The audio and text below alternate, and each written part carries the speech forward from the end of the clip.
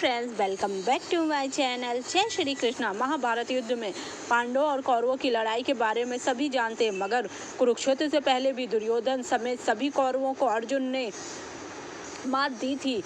कौरवों ने विराट नरेश के ऊपर आक्रमण किया था। उस समय पांडु पुत्र अर्जुन ने राजा विराट के पुत्र उत्तर के साथ मिलकर कौरव योद्धाओं को धूल चटा दी थी। अर्जुन के डर से सभी कौरव योद्धा मैदान से भाग खड़े हुए थे।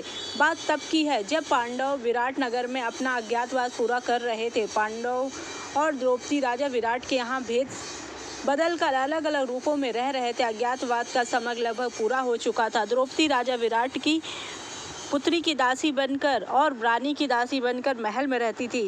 राजा विराट के साले की कीचक की नज़र द्रौपदी पर बुरी पड़ गई।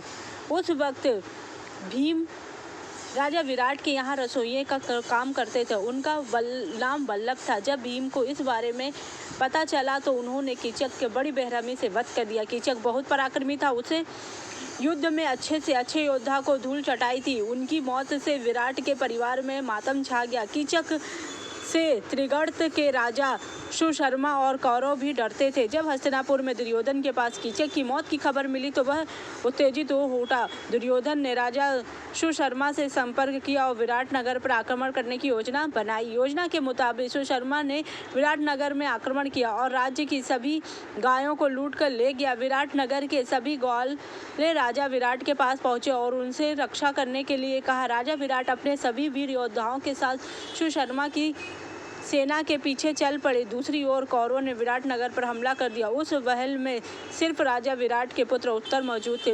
उत्तर खुद को असहाय महसूस कर रहा था। उसने पास कोई सारथी नहीं था, इसलिए वह युद्ध भूमि में नहीं जा सकता था। तब दासी रूपी द्रौपदी ने विराट से कहा कि भृंगलला बहुत अच्छी सारथी है, आप उन्हें अपने साथ युद्ध में ले जा सकते। भृंगलला दरअसल खुद अर्जुन थे। वह अज्ञातवास में राजा विराट के यहाँ नपुंसक बनकर जो उर्वशी के श्राप से था, उनकी वजह पर जगह पर साथ गए। इस तरह राजा कुमार उत्तर को भृंगलला के रूप में सारथी मिल गया। दोनों रथ में सवार होकर कौरवों की तरफ बढ़ गए।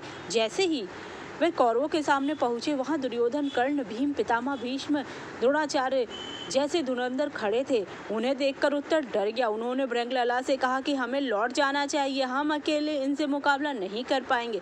तब अर्जुन अपने असली रूप में आ गए। उस समय 1 साल का अज्ञातवास पूरा हो चुका था। उन्होंने कहा कि जिसे तुम भृंगलला समझ रहे हो, दरअसल में वह पांडुपुत्र अर्जुन है, इसलिए तुम्हें डरने की कोई जरूरत नहीं। क्षत्रियों को कभी भी दुश्मनों को पीठ दिखाकर भागना नहीं चाहिए। चलो हम दोनों मिलकर कौरवों का मुकाबला करते हैं। अर्जुन को सामने देखकर कौरव योद्धाओं के होश उड़ गए। उन्होंने अपने धुरंधर दुर्योधन, भीम, कर्ण समेत अन्य योद्धाओं को चित्त कर दिया। सभी कौरव योद्धा डर कर युद्ध क्षेत्र से भाग खड़े हुए। इस तरह अर्जुन ने विराट नगर को कौरवों के हमले से बचाया। राजा विराट इससे प्रसन्न हुए। उन्होंने अपनी पुत्री उत्तरा का विवाह अर्जुन से करने का प्रस्ताव। अर्जुन अज्ञातवास में भृंगलला बनकर उत्तरा को नृत्य कला का ज्ञान देते थे, इसलिए अर्जुन ने इस प्रस्ताव को अस्वीकार कर दिया।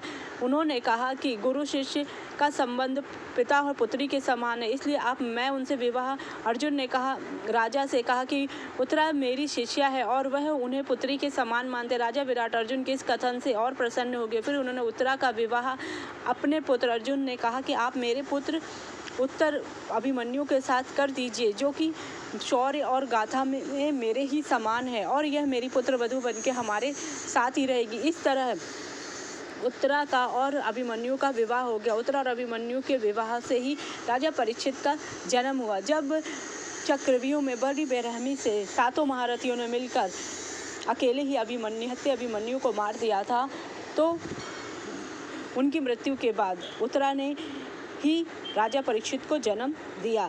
इस तरह विराट युद्ध में अकेले ही सभी पे भारी पड़ गए थे अर्जुन, क्योंकि उनमें इतना शौर्य था कि वो अगर चाहते तो वो उस समय ही सबका वध कर सकते थे। लेकिन उन्होंने ऐसा नहीं किया, क्योंकि वह उनके युद्ध नहीं था, वह युद्ध था विराट नरेश का, इसलिए वह इस युद्ध में सभी को परास्त करते। इस तरह पांडवों के अज्ञातवास का खुलासा हो जाता है और दुर्योधन खुशी मनाता है। वो कहता है कि हमने पांडवों का अज्ञातवास भंग कर दिया है पितामह, इसलिए उन्हें फिर जाके 12 वर्ष का वनवास और 1 वर्ष का अज्ञातवास पूर्ण करना होगा। जिसमें पांडव कहते हैं कि हमने पूरा वनवास पूरा कर लिया और अज्ञातवास भी।